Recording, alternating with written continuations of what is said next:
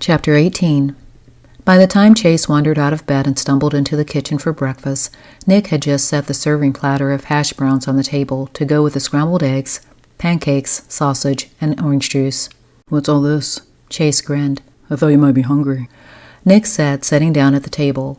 After saying grace, Chase poured himself a glass of orange juice before piling his plate high with a hearty scoop of everything on the table. "I saw Miss Stone's purse on the sofa late last night. Is she still here?" he asked, looking down the hall toward the spare room. "No, she's not," Nick said, placing a heaping helping of food on his plate. "But she was here late because I never heard her leave." Chase said, scooping a forkful of hash browns covered in ketchup into his mouth. "If you must know, we sat out on the swing all night and talked." "Talked?" Chase asked with a knowing smirk. "Yes, we talked. Now enough about me. Have you and Rippa patched things up?" Nick said, stabbing his fork into 3 small squares of pancakes smothered in butter and maple syrup and stuffing them into his mouth. "We talked, but probably not like you and Miss Stone," Chase said, hearing him. Nick balled up a napkin and threw it at him as Chase laughed, ducking his path. "I don't know what Rippa wants, but she invited me over for dinner tonight. I told her I would see if it was okay with you." "It's okay with me." "Dad, I just want to say thanks for being cool about all this." "No problem, Chase. But on an entirely different note, have you seen Jacob Larson?" "Not since everything turned weird at school. Rumor has it that the fire chief checked his locker, looking for a bomb and found some drugs instead. Anyway, Jake hasn't been back. I've got my deputy looking for him." "You mean Fisk? He'll be itching to shoot Jake if he finds him." "He has orders not to. I've assured Jacob's mother that we're doing everything we can to bring him in unharmed. Good luck with that," Chase said as they continued to eat. It was shortly after 2 when Nick arrived at the station. There sat Howard Keeley in his cell staring at the wall. Howard had proven himself to be quite useful over the course of his incarceration.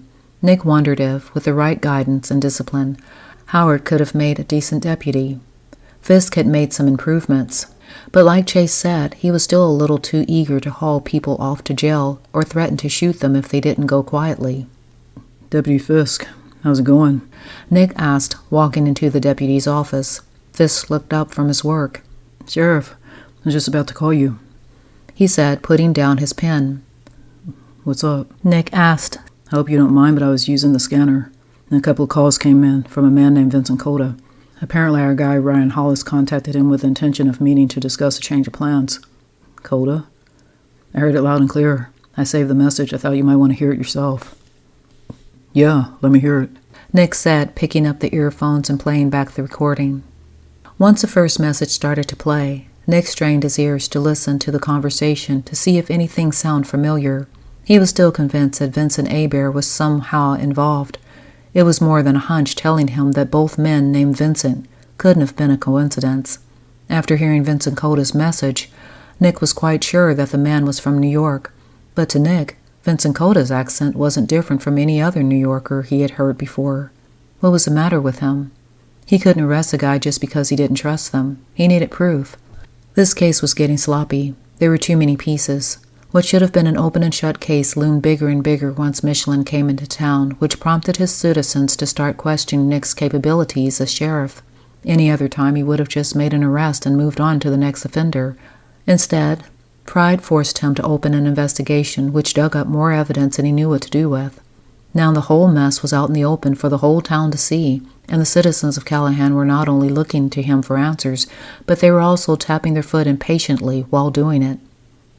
"So, what do you think?" "Oh, I couldn't tell." "Tell what?" "Never mind. Has there been any word on Jacob Larson?" "Not yet. I doubt he's still in Callahan. I'll notify the sheriffs from the other counties to have the search widened," Nick said, knowing that he was losing his edge. His first mistake was falling in love with Michelin. His second mistake was practically getting her fired. And to top it off, now Chase and Lanie's safety was at stake. Too much was riding on all of this if he failed. Later that evening, Nick arrived at the arena in San Antonio, where the San Antonio Chargers were preparing to play against the Denver Raiders. With Chase spending an evening at the Careys and Allie still enjoying her stay at his parents', Nick felt a little more at ease and ready to face whatever challenges awaited him in getting information out of Vincent. Nick made his way through the crowded ticket lobby in search for Vincent. It had occurred to Nick that Vincent probably wouldn't show. In any event, at least Nick would have gotten Vincent's phone number so he could do a wiretap and spend the rest of the evening enjoying the game instead of trying to set up Vincent. It wasn't often Nick had the chance to get away from the station and do something for himself. The more he thought about it, the more he was starting to hope that Vincent would stand him up. Hey, Nick. Nick heard as he turned around. There stood Vincent. Nick forced a smile hello as he went over to greet him. How's it going? Nick asked, shaking Vincent's hand. It's all good. Here's your ticket. I've got to tell you, Vincent said, looking the ticket over. I really wasn't expecting this. Nick assumed he was checking out the seating. Obviously, fifth row center was to his liking. Man, thank you. Vincent grinned with an approving nod. I'm glad you could make it. I'm surprised you're taking some time away from work. Vincent said as the two headed inside to find their seats. Lanie's been going on about how hard you've been working with the case. Is that the same case you were working the last time I saw you? Nick wasn't expecting Vincent to bring up the subject. The guy had to be up to something, he thought. One and the same. Tell me you've made some progress since then. Well, I've got a guy in custody who named some dirty cops up north. Nick exaggerated the truth a bit. No kidding. Vincent said, taking his seat, as did Nick. How far up north are we talking? New York. I'm not surprised. You wouldn't believe the cases I've worked during my years at the Midtown Precinct in the Bronx. I could tell you some stories. I'll bet. So, how long were you there? About 3 years. But I got tired of all the crap, so I took an assignment here in Texas. I'm trying to settle down, do something different. Get married, huh? Yeah, maybe have a few kids. Well, Lanie's a sweet girl, and I'm pretty sure you're going to do your best to make her happy. Something tells me you'll have a lot to say about it if I don't. He laughed as Nick chuckled lightly. So, these cops, just out of curiosity, who are they? Maybe I know them. Vincent said, watching the team run out into the court. That'd make my job a lot easier if you did. Who do you have so far? I didn't come here to talk about the case. I figured we'd hang out and watch the game. I just thought maybe I could help. You know, like you said, we're practically family. Okay. What can you tell me about Rico or Jayla? Nick asked, resting his elbow on his knees, looking out at the court. Rico or Jayla? Do you know him? Nick turned to him. I know the guy. You mean to tell me he's involved in this? From what I've heard, he sounds like the guy in charge. I wouldn't doubt it. Vincent laughed, standing up, clapping with the other fans at the call of the starting lineup. Nick could have actually gotten into the excitement of the game, but at the moment all he could think about was how deep Vincent was in all of this. Listen, Nick, Vincent said, taking his seat. Do yourself and your family a favor and forget you ever heard of Rico. He's not somebody you want to even think about. How well do you know him?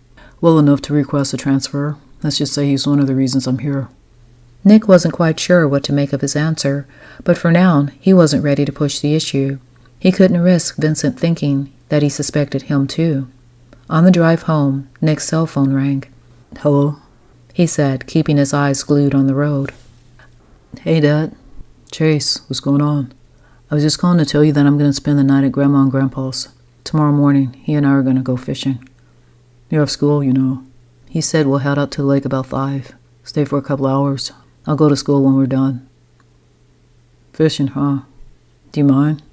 No, it's fine if you want to go. I've got to pick up Allie tomorrow. I'll just see you then. Okay. Thanks for calling. Give Allie a hug for me. I will. Good night, Dad. Good night, Chase. He said, hanging up. Nick assumed that Chase's decision to go fishing first thing in the morning meant things didn't go the way he had planned with Ripa. George Moran had been an avid angler all his life. Fishing was the one thing he loved to do and could spend the entire day doing it, even if he didn't catch a thing. Nick lacked the patience or the time for it. However, Chase took to it and went regularly with George whenever he could spare the time to sit on the lake for hours on end while the two of them talked. Nick felt a little guilty that he wasn't the one spending time with his dad instead of Chase, but the one time he had made the effort to go proved to be one of the worst moments of awkward silence any two people could have endured. It was too painful to think about, which is why Nick seldom bothered to mention it. He just tucked it away with all the other painful moments of his life. Nick, not too eager to face an empty house, went back to the station. With Fisk probably making his last patrol for the night and Howard asleep, Nick was free to put together what he'd found out about Vincent and Rico. He had hoped it could help him find some answers to questions that had been bothering him all evening. Nick, having access to the law enforcement database files, tapped into the NYPD Midtown Precinct police roster. Up until now, he wasn't sure which precinct Vincent Hebert had worked. Tonight turned out to be quite helpful. Nick typed in Vincent's name and pressed enter. After loading all the information, a screen came up showing a picture of Vincent Hebert. Unfortunately, the man in the picture wasn't the Vincent Hebert who was engaged to his sister. According to his profile, the Vincent Hebert in the picture was a 63-year-old retiree who was already married. Nick's fingertips rested lifelessly on the keyboard as he stared at the name and then back at the picture, trying to make sure that he had typed the name correctly, but there was no mistake. Then Nick typed in the name Vincent Coda. Perhaps Vincent was using another name while working at the precinct. As odd as that was, it was worth a shot. Nick pressed enter and waited. No results were found. Not knowing whether to be angry or relieved, Nick knew one thing was certain. He had to call Lanie and tell her that the guy she had planned to marry wasn't who he claimed to be. Nick returned to the search screen and typed in the name Rico Argela. What if Vincent's real name was Rico, and he was the one who was in charge? Nick waited anxiously for the screen to reveal a picture of the man in question. With much relief, it was someone different. Rico Argela was in his early 40s.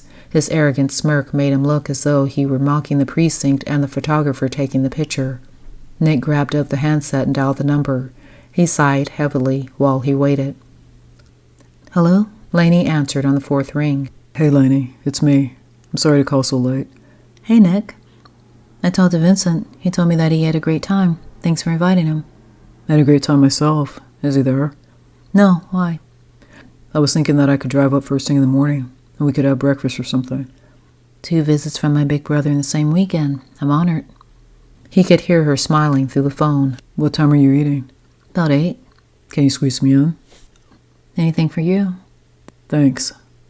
Bye now," he said, hanging up. Nick had spoken to Michelin briefly on the phone during halftime, promising that he would stop by after the game. After pulling into the Grable parking lot, the thought occurred to him how convenient it would have been if she stayed at his house. But his need to set a good example for Chase and Allie came ringing loudly in his ear, telling him that it was no more of a good idea than it was the first time he suggested it. Nick tapped on the door. There was no need to disturb the other guests. Seeing how he hadn't come in response to an emergency call, they would just assume that he was there for one reason. Not only did Nick have to set an example for his kids, but all of Callahan. It was an enormous weight to carry. Was it any wonder why whenever he caught a break, the only place he wanted to be was with Michelin?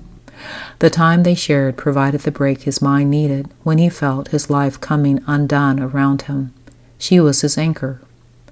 As the hours faded into the early morning, Nick lay comfortably holding Michelin in his arms, watching the flame from a single candle refuse to die like all the other candles had done before it. I'm going to talk to William about getting your job back, he said quietly, caressing her shoulder. Where did this come from? It's always there. This isn't your fight, Nick. I made it my fight when I let my pride get in the way. What do you mean? Up until recently, people in Callahan had confidence that I could protect them. Then Brett comes in and threatens to take all of that away.